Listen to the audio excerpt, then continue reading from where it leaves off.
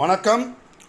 வாத்தியார் எம்ஜிஆர் என்ற நமது யூடியூப் சேனல் மூலமாக நான் உங்கள் வேல்முருகன்.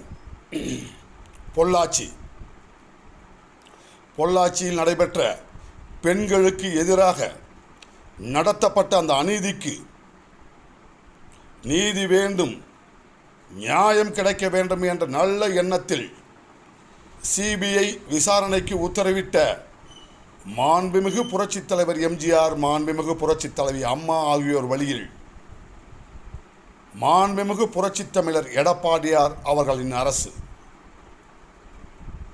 அன்றைக்கு ஏதேதோ கதைகளை அவிழ்த்து விட்டார்கள்.